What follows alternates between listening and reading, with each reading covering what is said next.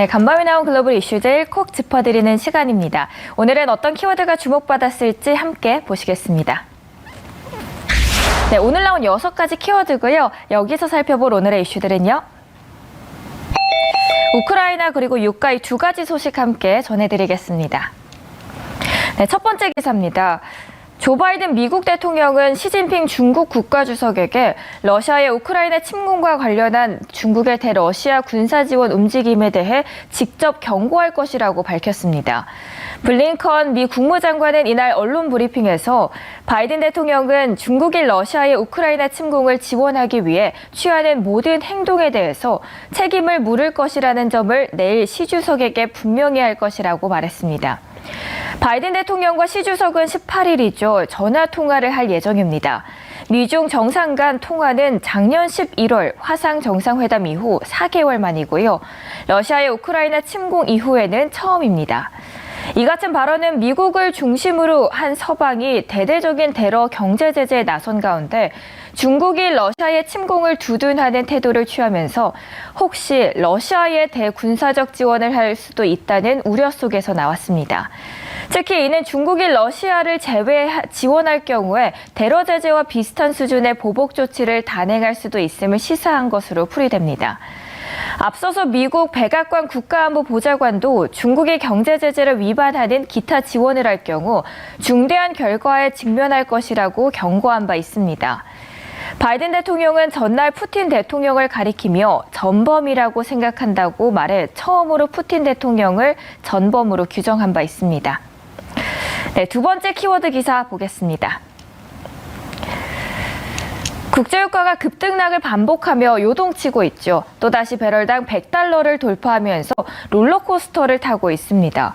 종가 기준으로 3거래일 만에 다시 $100 선을 돌파한 겁니다. 최근 원유 시장은 시시각각 쏟아지는 우크라이나 전쟁 등의 뉴스에 반응하며 사실상 패닉에 빠져 있죠. 하루 변동폭이 10%에 육박하는 게 예사일 정도입니다. 갑작스러운 유가 폭등은 원유 공급 부족 우려가 또 커졌기 때문입니다. 국제에너지기구는 러시아 원유 생산이 다음 달부터 30% 감소할 수밖에 없을 것이라며 사우디아라비아를 비롯한 주요 수출국들이 증산에 나서지 않으면 수십 년 만에 최대 에너지 공급 위기에 직면할 수 있다고 경고했습니다. 다음 달부터 하루 300만 배럴의 러시아산 원유와 석유 제품 생산이 멈출 것이라는 게 IEA의 전망입니다. 러시아 공급 부족 경고 등은 어제 오늘의 예의가 아니죠. 이 러시아의 우크라이나 공급 위협이 불거졌을 때부터 나왔던 관측입니다. 그럼에도 세계 원자재 시장에서 차지하는 러시아의 비중이 워낙 큰 만큼 시장은 긴장을 놓지 못하고 있는 겁니다. 러시아는 세계 2위 산유국으로 꼽히기 때문이죠. 우크라이나 사태의 불확실성은 현재 진행형입니다. 러시아와 우크라이나 간 합의 기대감이 전날 불거졌지만 러시아는 이를 부인하고 나섰습니다.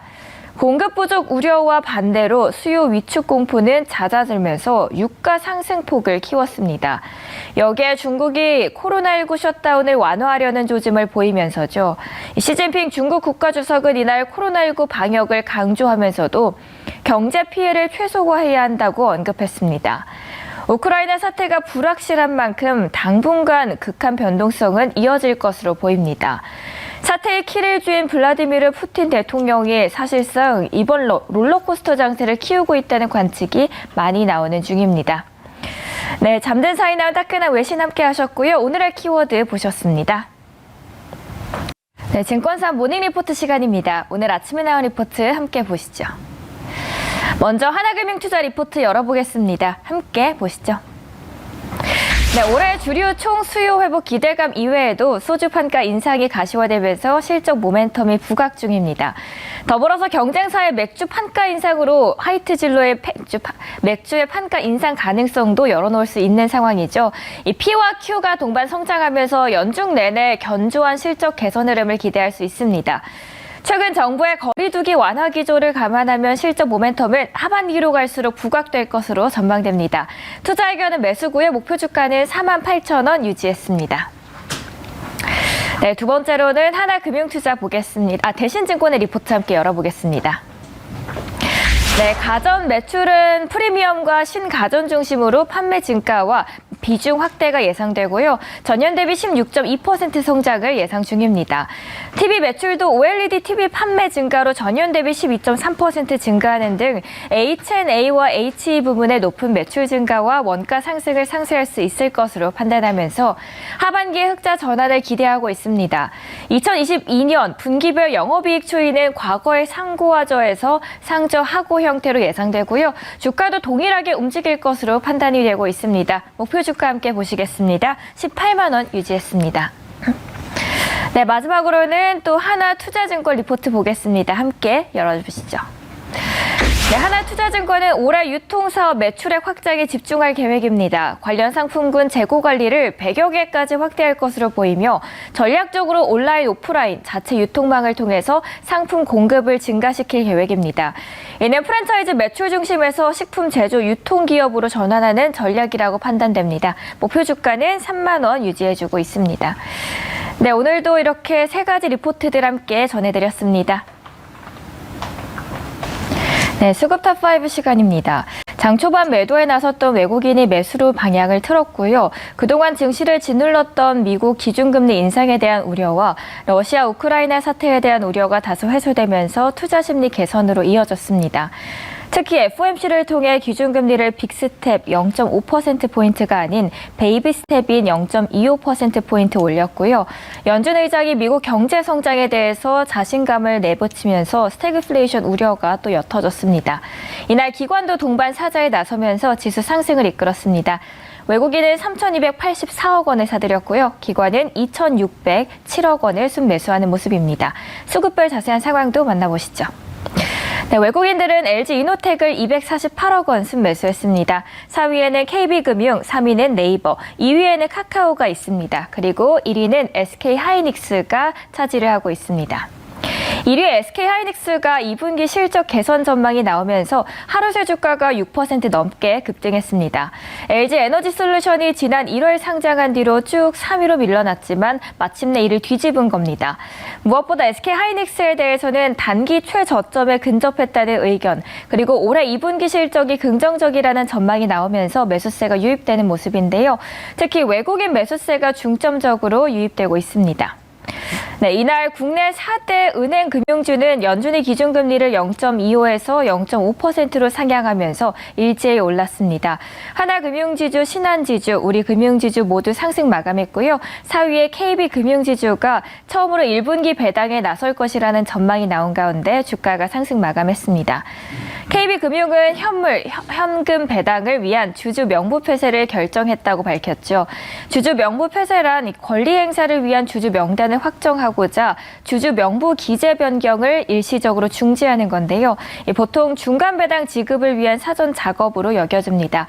그리고 정관상 3, 6, 9월 말을 기준으로 분기 배당이 가능하다는 분석입니다. 네, 코스닥 시장도 열어보겠습니다. 현대바이오가 5위입니다. 4위에는 위메이드 있습니다. 3위는 첨보입니다. 2위에는 안랩 있고요. 그리고 1위는 LNF가 차지를 했습니다. 네, 우크라이나 사태에 대한 진정 기대감에 2차 전지 관련주가 강세를 보였습니다. 러시아, 우크라이나 간 협상 타결에 대한 기대감이 높아지면서 원자재 가격이 안정화할 거란 전망에 영향을 받았는데요. 이날 외국인은 LNF 첨보를 매수 상위에 넣었습니다. 네, 현대바이오가 또 강세입니다. 한국이 또 지난주 세계에서 가장 많은 코로나19 신규 확진자가 발생한 가운데 코로나 사태 종식을 위한 치료제 개발 기대감이 주가에 영향을 줬습니다. 긴급 사용 승인도 최대한 빨리 신청하기로 했는데요. 바이러스가 종식하기 위해 세포에 진입하면 그 세포가 해당 바이러스를 잡아먹는 숙주표적 항바이러스제 1호가 순수 한국 기술로 탄생하게 된다는 기대감에 주목됐습니다. 네, 이번에는 기관도 열어보겠습니다. 순매수한 코스피탑5입니다.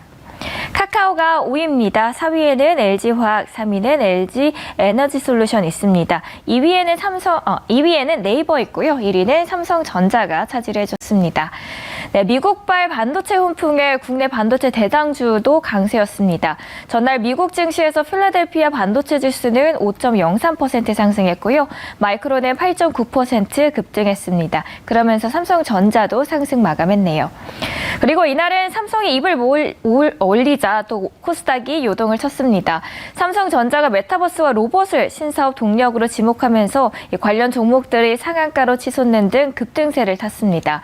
증권가에 따르면 메타버스나 로봇에 대한 기대감은 크지만 이를 기술적으로 선도하는 글로벌 기업이 없는 상황인 만큼 앞으로의 삼성전자 행보가 업계 지각 변동을 올 수 있다는 전망입니다. 네, 코스닥 시장도 마지막으로 보겠습니다. 첨보가 5위에 있습니다. 4위에는 셀트리온 헬스케어입니다. 3위는 카카오게임즈 있고요. 2위에는 에코프로비엠 자리에 메웠습니다. 그리고 1위는 LNF가 차지를 했습니다. 네, 먼저 3위의 카카오게임즈는 MMORPG 오딘 바랄라 라이징의 대만 서비스를 앞두고 현지 쇼케이스를 성공적으로 개최했다고 17일 밝혔습니다. 오딘의 신화가 또 해외에서 이어갈지 주목되면서 매수세가 몰리는 모습입니다. 그리고 미국 FOMC 정례회의 결과 예정됐던 금리 인상 결과가 발표되자 위험자산 선호 심리가 살아나면서 2차 전지주들을 많이 담았습니다. 코스닥 상위에는 첨보, 에코프로비엠, LNF 모두 5에서 8% 상승 마감했습니다. 앞서 전쟁으로 인해 2차 전지 양극재에 쓰이는 니켈 가격이 폭등하자 2차 전지 관련주들은 크게 하락했었습니다. 네, 수급 상황 함께 점검해 주셨습니다. 네, MBN골드 매니저들의 종목 짚어드리는 골드 더 베스트 시간입니다. 개장 전 참고하실 8가지 종목들 함께 소개해드리겠습니다.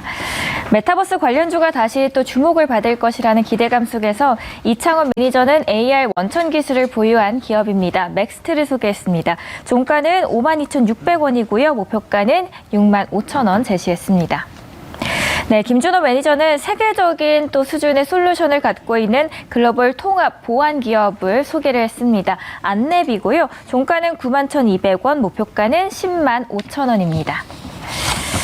네, 한균수 매니저는 자동차 부품주를 뽑았습니다. 화신을 소개하고 있고요.